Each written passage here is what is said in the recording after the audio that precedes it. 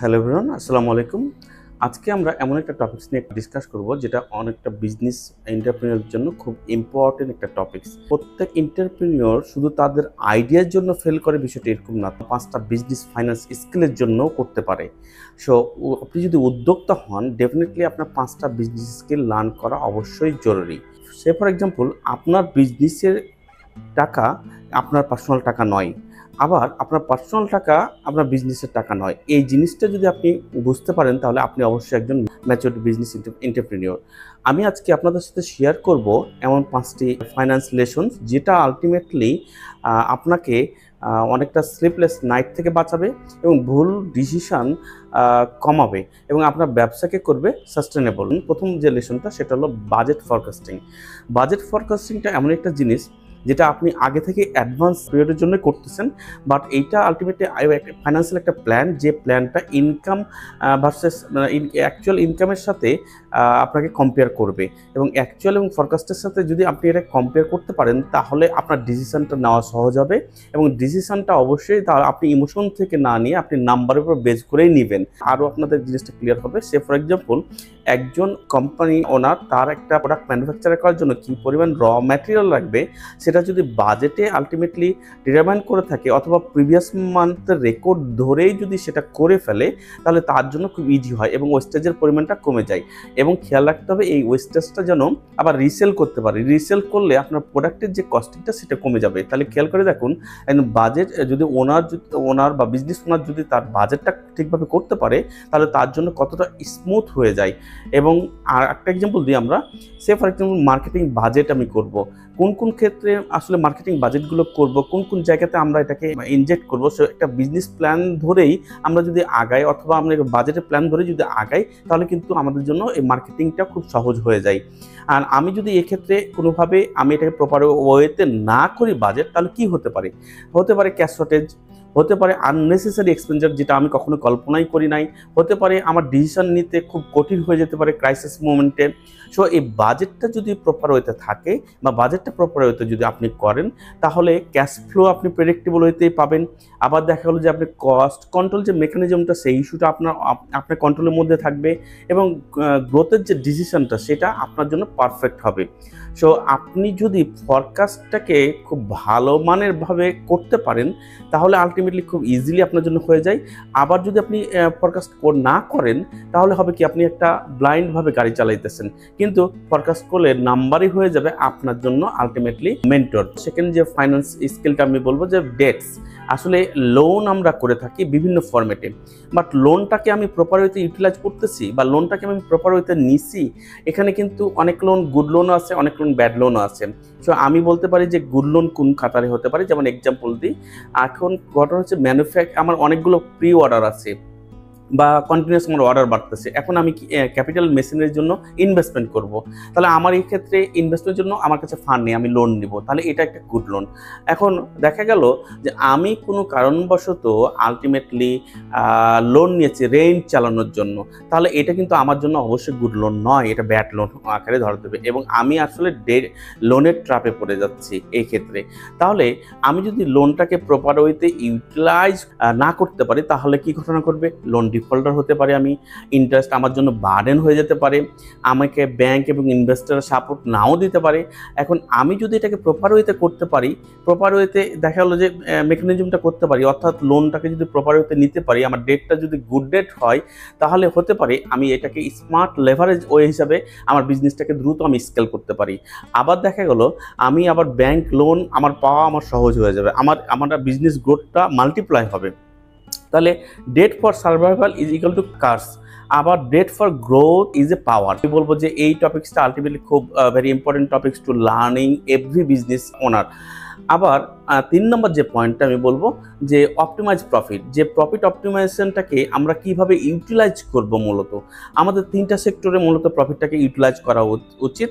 সেটা হলো working capital, অর্থাৎ আমি কোনো কারণবশত 3 মাস বা 6 মাসের জন্য প্রফিটের অংশ থেকে যদি বেতন বাবদ রিজার্ভ করে রাখি তাহলে আমার জন্য এটা একবারে টেনশন ফ্রি হয়ে গেল, আমার তাহলে আর সোর্সিং অফ ফান্ড নিয়ে টেনশন করা লাগলো না। আবার আমি যদি কোনো কারণবশত ক্যাপিটাল এক্সপেন্ডিচারে ইনভেস্ট করতে চাই তাহলে আমি কি করলাম, স্বাভাবিক কোনো একটা প্রফিটের অংশ আমি রিজার্ভ করে রেখে দিলাম অন্য একটা অ্যাকাউন্টে। তাহলে আমার যদি কখনো প্রয়োজন পড়ে তাহলে আমি ওই ফান্ড থেকে আমি ক্যাপিটাল এক্সপেন্ডিচারে ইনভেস্ট করতে পারলাম।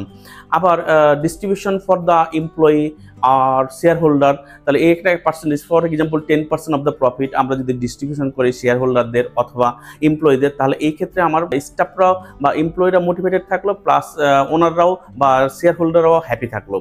সো এখানে যদি আমি প্রপার ওয়েতে করতে না পারি তাহলে কি হতে পারে, তাহলে ক্যাশ ফ্লোতে প্রবলেম হবে, মূলত আমার গ্রোথ অফ ইনভেস্টমেন্ট সেটা আসলে সঠিকভাবে হবে না।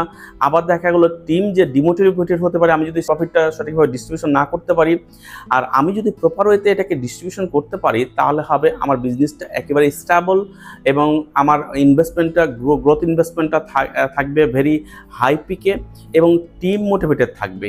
অর্থাৎ প্রফিট হলো এখানে একটা ফুয়েল, আর আমি যেটা করব সিম্পলিফাই ডিভাইডেড করব তিনটা ওয়েতে, সে রিজার্ভ, গ্রোথ এবং রিওয়ার্ড। আমি যদি প্রপারলি ঠিকভাবে করতে পারি তাহলে এই রিজার্ভ, গ্রোথ এবং রিওয়ার্ডটা আমার কাছে ইজিলি ধরা দিবে। আমি যদি তার পরের পয়েন্টে যাই, যে 4 নম্বর পয়েন্ট, যেটা leverage of the power of investing. আমার ইনভেস্টমেন্টটা এমনভাবে হতে হবে যেটাকে আমি এক্সপেন্ডিচার না, এটাকে আমি ইনভেস্টমেন্ট হিসাবে কাউন্ট করব। সে ফর এক্সাম্পল আমি একজন ভালো মানের এমপ্লয়ি হায়ার করলাম, তাহলে এটা আমার ইনভেস্টমেন্ট, নট এক্সপেন্ডিচার। আবার দেখা গেল যে মার্কেটিংয়ের জন্য আমি ইনভেস্টমেন্ট করলাম, তাহলে এটা আমার জন্য অবশ্যই এক্সপেন্ডিচার না, এটা হলো ইনভেস্টমেন্ট। আবার দেখা গেলো সিস্টেম ডেভেলপমেন্টের জন্য আমি এক্সপেন্ডিচার করলাম, তাহলে অবশ্যই আমার এটা এক্সপেন্ডিচার না, এটা ইনভেস্টমেন্ট। সো আমি যদি এটাকে কোনোভাবে প্রপার ওয়েতে ইউটিলাইজ করতে না পারি তাহলে কি হতে পারে, যেমন আমাদের এই ক্ষেত্রে কম্পিটিটররা আমাদের চেয়ে এগিয়ে থাকবে অথবা আমরা কম্পিটিটর থেকে পিছিয়ে যাব। আবার হতে পারে আমাদের গ্রোথটা একটা জায়গাতে স্টাক হয়ে যেতে পারে। সো আমি যদি এটাকে প্রপারলি ইউজ করতে পারি, লেভারেজটাকে, পাওয়ার অফ ইনভেস্টিং যেটাকে আমরা বলতেছি, সেটা হতে পারে যে আমরা এখানে ফাস্টার গ্রোথ আমরা নিয়ে আসতে পারি বিজনেসের ক্ষেত্রে। আবার দেখা গেল যে মার্কেটে একটা লিডারশিপ পর্যায়ে আমি লিড করতে পারি। আবার সাস্টেনেবল বিজনেসটাকে আমি ইজিলি এক্সপ্যানশন করতে পারি। আবার আমি শুধু টাকা সেভ করলাম, প্রপার ওয়েতে ইনভেস্টমেন্ট করলাম না, তাহলে কিন্তু এটা পারফেক্টলি আমার বিজনেসের জন্য হ্যাম্পার বা আমার অন্যরকম ক্ষতির সম্মুখীন হতে পারি।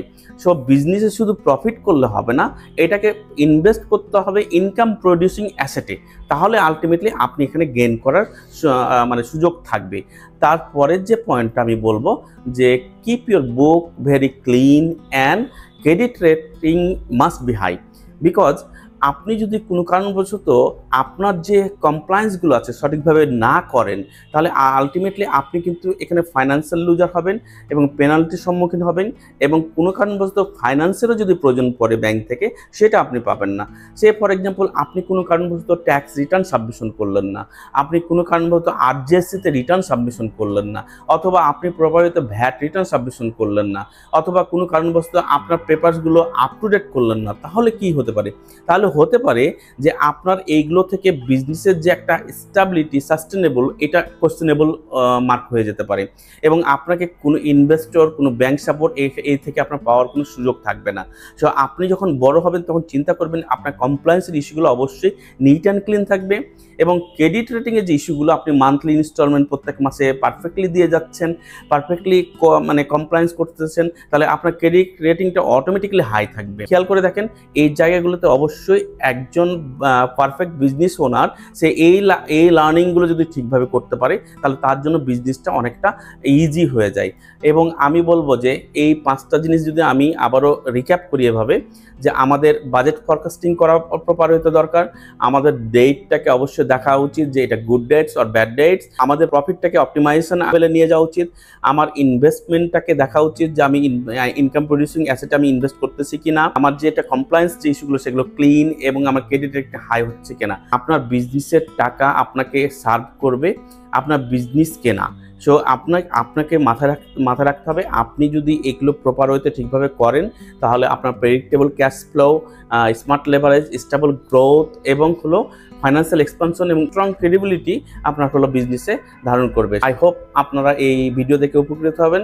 অবশ্যই লাইক এবং শেয়ার করতে ভুলবেন না ভিডিওটি, আরও অনেক বিজনেস ওনারদের অবশ্যই উপকার হবে। আবার দেখা হবে ইনশাল্লাহ। Thank you very much.